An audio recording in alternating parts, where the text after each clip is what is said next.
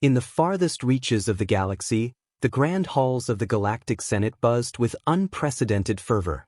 The murmurs of disbelief and agitation reverberated through the ornate chambers, an architectural marvel orbiting the serene planet of Ceresia. Today's session, however, was far from serene. Senator Jerix, a towering figure with luminescent blue skin and eyes that sparkled like twin stars, stood at the central podium. His voice boomed across the assembly, "Esteemed colleagues, we are gathered under extraordinary circumstances. A revelation, most bizarre and unsettling, has come to our attention." The chamber fell into a tense silence as all eyes fixed on the holographic display flickering to life behind him. It showed a small, seemingly insignificant blue-green planet, Earth. Records retrieved from our deep space reconnaissance probe reveal a matter of great concern, Jerix continued, his tone imbued with gravity.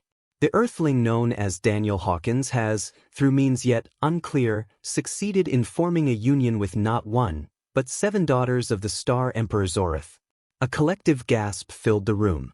The Star Emperor's kin were beings of immense power and ethereal beauty. Their involvement with a human was unthinkable. Senator Phyla, a wise old entity with a face carved from the roots of an ancient tree, rose from her seat. How could such a liaison occur?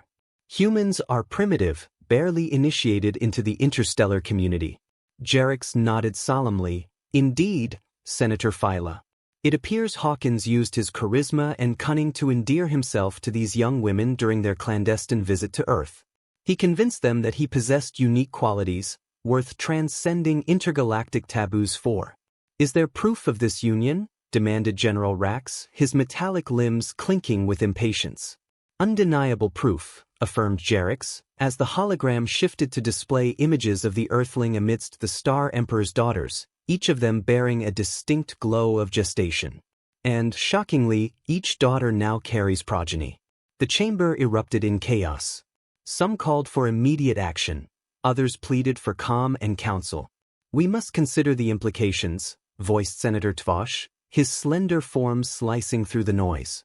"This union might not be a mere scandal but a calculated move. Earth may seek an alliance through this familial bond. Or an invasion," interjected General Rax, his voice a harsh growl. "Humans are known for their unpredictability and ambition. We cannot overlook the possibility of aggression." Jerix raised his hands, signaling for silence. "We must not jump to conclusions. Our first step is a diplomatic one. We will send an envoy to Earth. They will assess the situation, speak with this Daniel Hawkins, and determine his intentions." "And the Star Emperor?" queried Senator Lyra, her voice as smooth as the silk of her flowing robes. "He has been informed," Jerix replied, his tone grim. "His wrath is considerable, and he demands justice. Yet, he awaits our counsel before any action. We must tread carefully, for his anger could ignite a war that spans the galaxy." The senators nodded in agreement, the weight of their responsibilities settling heavily upon the chamber. "Let us proceed with wisdom and caution," Jerix concluded, his gaze sweeping across the room. "The fate of our galactic peace may depend on what we decide here." As the meeting adjourned, the senators dispersed, each lost in thought. Above them, the stars shone impassively, silent witnesses to the unfolding drama that could reshape the galaxy. As the Senate's decision reverberated across the cosmos, a sleek diplomatic vessel, the Starborn Harmony, was prepared for departure. On board, Ambassador Kale, a seasoned diplomat with an almost unnerving calm, reviewed the mission dossier. Beside him, his aide, a young and eager researcher named Syl, organized the plethora of cultural artifacts and negotiation tools they might need. "Remember, Kale, we're not just dealing with a human," Syl noted, her voice tinged with both excitement and concern. "This Daniel Hawkins has engaged with beings that are almost sacred. The daughters of the Star Emperor are no small matter." Kale nodded, his gaze fixed on the holograms of Daniel and the daughters. "Our approach needs to be delicate. We're there to understand, not to condemn. Human culture is complex and often contradictory. We must be ready for any outcome." Meanwhile, on Earth, Daniel Hawkins found himself under different kinds of scrutiny. News of his unusual family situation had leaked to the Earth media, turning his life into a spectacle. Journalists and curious onlookers camped outside his modest home, where he lived with the Star Emperor's daughters. Inside, the atmosphere was tense. Zara, the eldest daughter, who had inherited more of her father's regal composure and striking features, tried to maintain peace among her sisters. "We must stand united," she insisted. "Our father may control the stars, but here, we must adapt to Daniel's world." Her sister, Mira, fiery and less patient, scoffed. "Adapt? We are not meant for this primitive place. We were meant for the courts of the galaxy, not a human dwelling." Daniel, caught between his love for the women and the escalating situation, felt the weight of the cosmos on his shoulders. "We'll get through this," he assured them, though his voice lacked conviction. He worried not just about the media circus, but the impending arrival of the galactic envoy. Would they be allies or heralds of doom? Back in space, Kale and Syl entered the coordinates for Earth. As the ship slipped into hyperspace, Syl pondered the political undercurrents. "Do you think the Senate truly understands the gravity of what's happening, or are they more concerned with appearances?" Kale considered this, watching the stars blur into lines of light. The Senate fears what it does not understand, and it does not understand Daniel Hawkins. Nor does it fully appreciate the autonomy of the Star Emperor's daughters.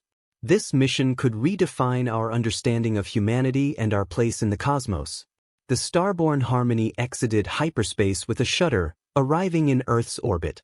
Below them, the blue and green planet seemed peaceful, unaware of the galactic storm brewing just beyond its atmosphere. Kale initiated first contact protocols. "This is Ambassador Kale of the Galactic Senate, requesting permission to land. We come in peace, seeking dialogue." The response was almost immediate, a testament to the tension on the ground. "Permission granted, Ambassador. We await your arrival." Earth government. As the ship descended, Kale and Syl prepared for what might be one of the most crucial diplomatic missions of their careers. The truth about Daniel Hawkins and his extraordinary family awaited them, as did the challenge of navigating a path that could either lead to peace or plunge the galaxy into conflict. The landing of the starborn Harmony was met with mixed reactions. Earth's government, caught between curiosity and dread, dispatched a contingent of diplomats and security personnel to the landing site. The media frenzy intensified, broadcasting every moment to a global audience that could scarcely believe the unfolding events. As the ship's ramp descended, Ambassador Kale stepped onto Earth's soil, his figure a striking contrast against the drab human installations that made up the landing pad. Syl followed, her sensors discreetly gathering data about their surroundings. Daniel, together with Zara and her sisters, watched the live feed from their home, tension etching their features. Zara, ever the voice of calm, reassured her sisters, "Let us hope that Ambassador Kale brings wisdom, not wrath." At the landing site, Kale was greeted by Director Simmons, a veteran in Earth's diplomatic corps. "Ambassador Kale, welcome to Earth. We hope your visit will foster understanding between our worlds," Simmons said, extending his hand in a gesture of peace. Kale accepted the handshake, his touch light. "Director Simmons, thank you. We seek only to understand and to find a harmonious path forward." The procession moved to a secure facility where initial discussions would take place. Along the way, Kale observed the diversity of Earth's environment through the vehicle's window: vast oceans, sprawling landscapes, and bustling cities, all under the watchful eyes of countless satellites and drones.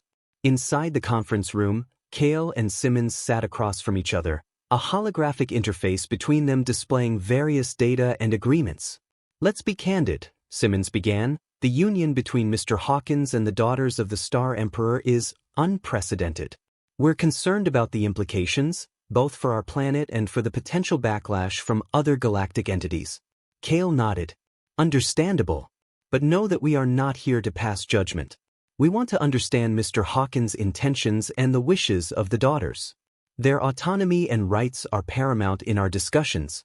Meanwhile, Daniel prepared his home for the eventual visit from the galactic envoy. The house had been modified to accommodate his unique family, areas that catered to the environmental and dietary needs of the Star Emperor's daughters, alongside more typical human amenities. As Kale's meeting with Earth officials drew to a close, Plans were made for him to meet Daniel and the daughters personally. "We appreciate your approach, Ambassador," Simmons concluded. "Perhaps a direct dialogue with Mr. Hawkins and his family will clarify matters." Back on the Starborn Harmony, Sil processed the day's events. "The humans are more adaptable than the Senate might believe," she remarked to Kale as they reviewed the data. "Yes, but their fear is palpable. They tread in uncharted waters, as do we," Kale responded thoughtfully. "Tomorrow's meeting will be pivotal." That evening, under the watchful eyes of the world, Kale and Sil prepared for their visit to Daniel's home. They strategized on how to navigate the complexities of human emotion and interstellar politics. The next morning dawned with a sky streaked with the trails of media drones. The world watched as a convoy escorted Kale and Sil to the home of the most talked-about family on Earth. As they arrived, Daniel opened the door, standing beside Zara and her sisters, who, despite their otherworldly beauty, looked every bit as nervous as any human. The moment was fraught with potential, for conflict, for understanding, or for a new chapter in galactic relations. The meeting inside Daniel's home marked a poignant moment of cultural and personal intersections. Kale, with his composed demeanor, observed the sisters, sensing the immense pressure they were under. His first words were of peace and respect, a gesture that visibly eased some of the tension in the room. "Mr. Hawkins, Miss Zara, and esteemed ladies, we are here not as overseers but as learners and mediators. Your situation is unique, and it is treated with the delicacy it deserves," Kale began, his voice smooth and accommodating. Daniel nodded, appreciating the respectful approach. "Thank you, Ambassador. We, all of us, appreciate the chance to speak for ourselves. There's been enough speculation about us without our voices being heard." Zara, who had been quietly supportive, stepped forward. Her voice, melodic yet firm, filled the room. "We chose this, each of us, for reasons that are our own. Our father may not understand, and perhaps he never will, but we seek no conflict or conquest. Our only desire is to live the lives we choose, not those chosen for us." The frank admission struck a chord in Kale. He glanced at Sil, who was recording every nuance of the conversation for their records, and for analysis by the Senate. "Your desires resonate with the principles of autonomy and self-determination upheld by the Senate," Kale responded. "But tell me, what are your hopes for your children? They will be of both worlds." This question directed the conversation towards the future, a topic that Daniel had spent many nights contemplating. "We hope to raise them with the best of both worlds. From Earth, they will learn about diversity and resilience. From their mother's heritage, they will learn about the cosmos and the wisdom it holds." The sisters nodded in agreement, each of them warmed by the thought of their children growing up in a world that embraced such diversity. As the discussion unfolded, Sil monitored the data streaming in from her sensors discreetly placed around the room. Emotional levels, pheromone outputs, ambient energy shifts, all contributing to a comprehensive picture of the meeting's dynamics. Kale, sensing the opportunity to delve deeper, shifted his focus. "There's potential here for a greater understanding between our peoples. Perhaps, with your permission, an exchange could be arranged. Not just diplomatic, but cultural, educational. There's much both our peoples could learn from one another." Daniel and the sisters exchanged glances, their initial apprehension replaced by cautious optimism. "We'd like that," Daniel said after a moment. "It's not just about us anymore. It's about what comes next." As the meeting drew to a close, arrangements were made for Kale and Sil to return to the Senate with their findings. They would carry back a story of not just a human and alien relationship but of new possibilities for integration and mutual respect. The departure was as low-key as the arrival had been public. Kale and Sil left with a new understanding and a new mission, to convey the potential of this unprecedented union to the Senate. Back on the Starborn Harmony, as they prepared to leave Earth's atmosphere, Kale looked back at the blue-green orb. "Today we witnessed the beginning of something extraordinary. Let's ensure it's a beginning, not an end." Sil, busy at her console, nodded. "The data supports optimism, Ambassador. This could be the dawn of a new era for us all." With Earth receding into the distance, the Starborn Harmony slipped back into hyperspace, carrying with it stories of Earth's complexity and the quiet hope of a shared future. As the starborn harmony coursed through the star-studded expanse of space, the atmosphere on board was one of contemplative silence. Kale and Sil reviewed the extensive dialogue and data accumulated from their visit to Earth, meticulously preparing their report for the Galactic Senate. The perspectives we've encountered, Kale mused aloud, they challenge many preconceptions. This could very well reshape our policies on interspecies relations. Sil nodded, her eyes still fixed on the screens displaying graphs and personal testimonies. Indeed, Ambassador. The data suggests a potential for cultural symbiosis we hadn't anticipated. The personal dynamics alone provide a rich case study for the social sciences. Meanwhile, back on Earth, the media storm had not abated. Daniel and the sisters faced constant scrutiny, their every move watched and analyzed. Despite the pressure, they found strength in their unity, their bond deepening as they prepared for the arrival of their children.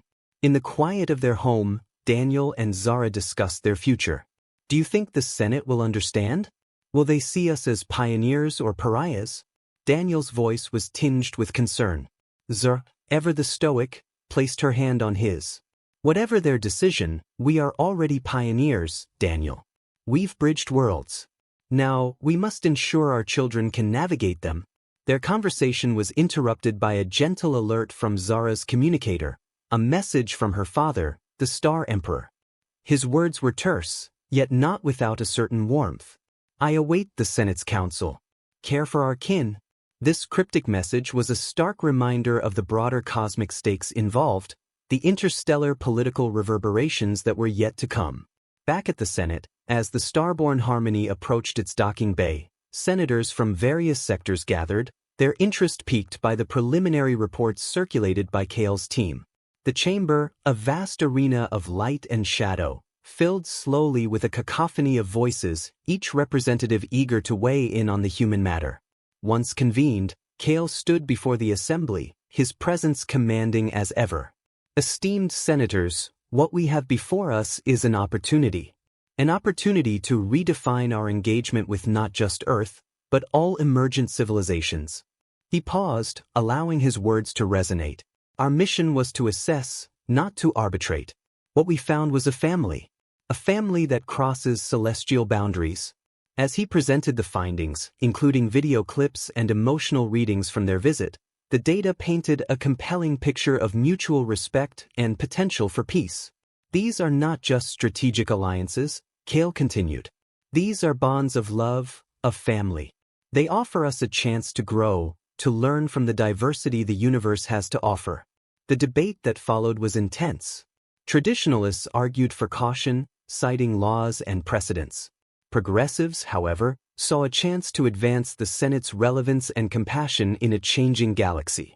Throughout the proceedings, Sil provided real-time updates and clarifications, ensuring that every argument was informed by data and not just sentiment.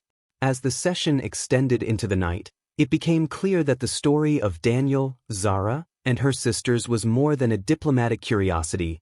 It was a touchstone for the future of galactic diplomacy. The senators realized that the decisions they made would ripple across the stars, influencing countless lives and civilizations. In the dimming light of the Senate chamber, as voices rose and fell, the fate of not just one family, but potentially many worlds, hung delicately in the balance. The debate raged on into the early hours, with the Galactic Senate split on how best to approach the human-alien union on Earth. Traditionalists, led by Senator Grevik, argued fiercely for maintaining strict non-interventionist policies and upholding the purity of celestial lineage. Interspecies unions, especially with undeveloped planets like Earth, set a dangerous precedent. Grevik boomed, his voice echoing off the high-vaulted ceilings of the Senate chamber. We must consider the long-term impacts on our cultural and genetic legacies. In contrast, progressives, with Senator Lyra at the forefront, championed the cause of embracing change and diversity. What we have before us, Lyra countered, her tone impassioned yet measured, is a natural evolution of the universe. Just as stars are born from the chaos of the cosmos, so too can new alliances and understandings emerge from unexpected confluences. Ambassador Kale listened intently, his expression unreadable.